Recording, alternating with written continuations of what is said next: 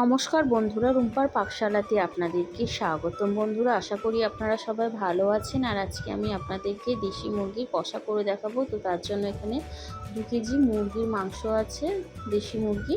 তো এখানে ছাড় সমেত নিয়েছি, ভালো করে পরিষ্কার করে ধুয়ে নিয়েছি। আর এদিকে কড়াইয়ে পরিমাণ মতো সরিষার তেল দিয়ে দিলাম। তেল গরম হয়ে গেলে আলুগুলো সব এক এক করে দিয়ে দিলাম। আর এদিকে মাংস লবণ, হলুদ, লঙ্কার গুঁড়ো পরিমাণ মতো দিয়ে দিলাম। আর কিছুটা পরিমাণ টক দই দিয়ে খুব ভালো করে এটা মাখিয়ে নেব। তো এইভাবে বন্ধুরা কিছুক্ষণ সময় নিয়ে এটা মাখিয়ে নেওয়ার পর মোটামুটি 10 মিনিট মতো ঢাকনা দিয়ে রেখে দেব। আপনারা চাইলে একটু বেশি টাইমও রাখতে পারেন।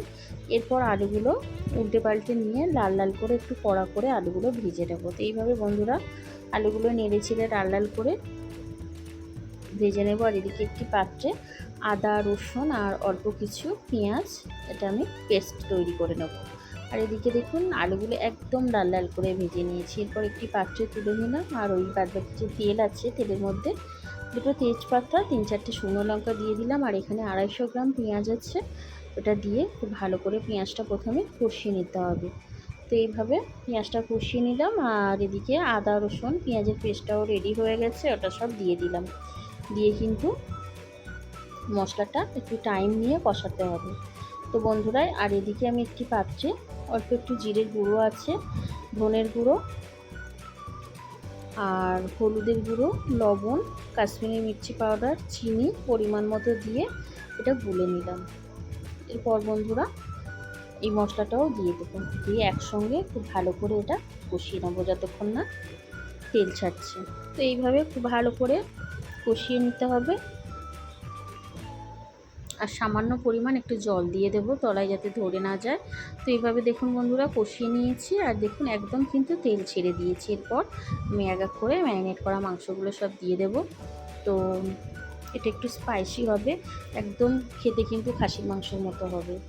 তো এইভাবে আমি সময় নিয়ে এটা কষিয়ে কষিয়ে মাংসটা সেদ্ধ করব। তো এইভাবে বন্ধুরা আমি কিন্তু মিডিয়াম ফ্লেম করে কষাতে থাকবো। দেখুন একদম কালার ছেড়ে দিয়েছে। আর কাশ্মীরি মির্চি দেওয়ার কারণে